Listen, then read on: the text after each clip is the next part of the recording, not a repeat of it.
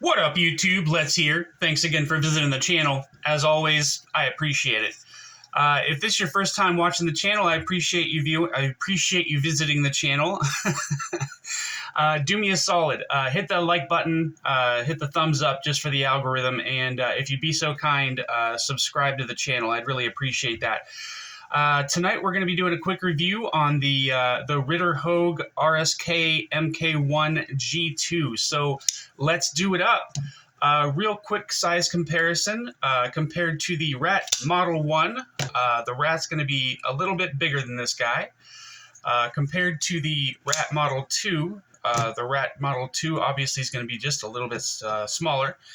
The DEMKO knives, compared to the DEMKO 8020S, the Ritter Hogue's just going to be a little bit smaller, just by a hair. And the 8020S is obviously going to be quite a bit smaller. And the SPYDERCO's PM2 is going to be just about the same size as this guy, I believe. Yeah. And the Pair 3 is obviously going to be quite a bit smaller. Excuse me. Carry profile. Let's get these guys closed.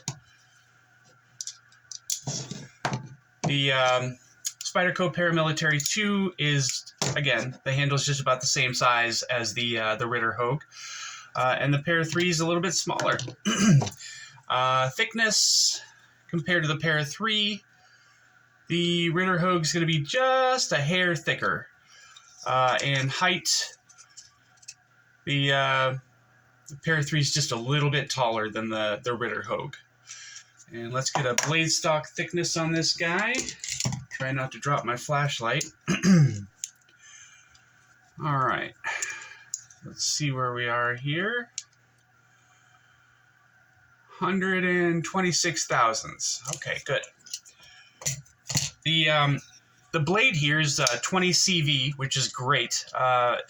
The blade is a drop point profile with a flat grind, and we are looking at a thumb stud operated knife here.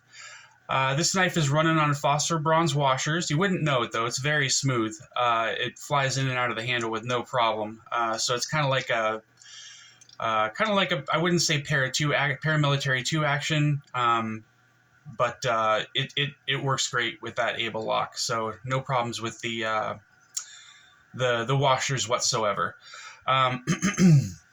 There is no blade play whatsoever, up, down, left, or right, and your balance is right behind the pivot here, so that's fantastic. The hardware, we're looking at a T10 screw for the pivot and T8 screws for the body screws and for the pocket clip. I don't have my pocket clip on. As you guys know, I usually take them off. But the pocket clip for this guy is just a stamped stainless steel pocket clip, which works just fine. I was able to take it in and out of the pocket and everything when I first got it. So the pocket clip works great on this guy. The scales are a material called G-Mascus. It's G10, but it's kind of like swirly with different colors. Got some gray and black in there. When I was shopping for this guy, the first one I really wanted to get was the MagnaCut and the carbon fiber, but I wasn't sure if that was ever coming back, so I figured I'd bite the bullet and go ahead and just get the standard one. I wanted to get blue scales, but the only one that they sell in the standard size is the one with the purple G-Mascus scales, but that doesn't bother me at all. I think these look fantastic. I don't know if my camera or anything's doing this any justice because it didn't look this good on the computer, but I think these scales look great. I like them a lot. Excuse me.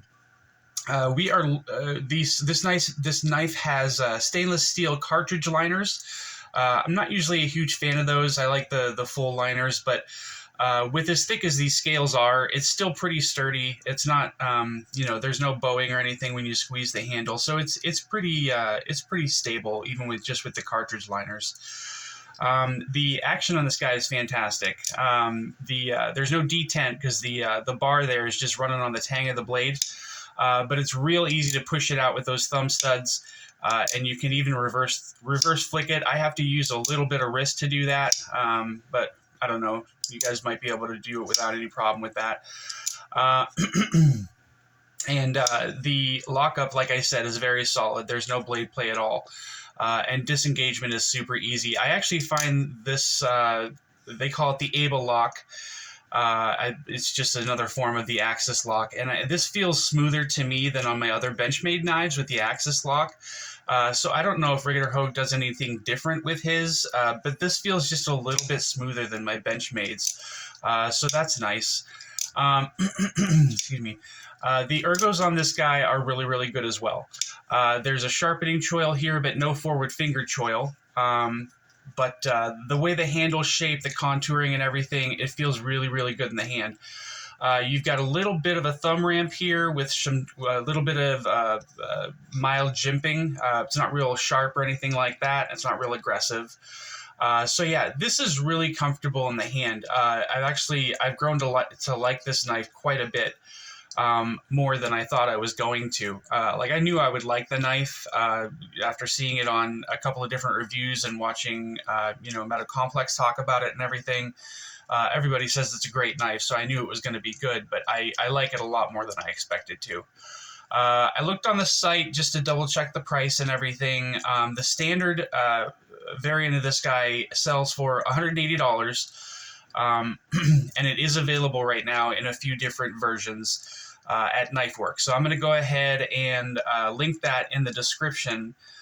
So if you guys are interested, you can head over there and go ahead and purchase this if you'd like.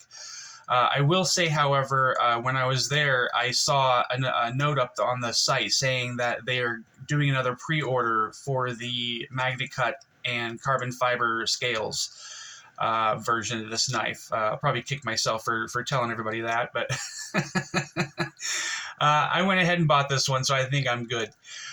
So, like I said, if you guys go there and you want to pre-order that one, you have that opportunity. I believe it said they're doing a pre-order for 240 right now, and then as soon as those sell out, they're going to post another pre-order of another 240 that are going to be delivered at the end of April.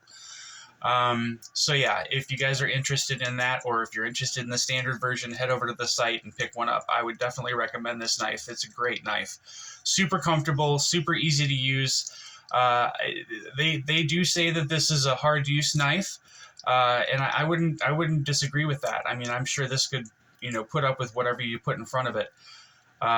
So I think that's everything I have to say for tonight on this one, guys. Just a quick review. So I'm going to stop the video here. But if you enjoyed the video, please do me a favor. Hit the thumbs up just for the algorithm and subscribe to the channel. I'd really appreciate that. So stay up, y'all. Take it easy. Bye.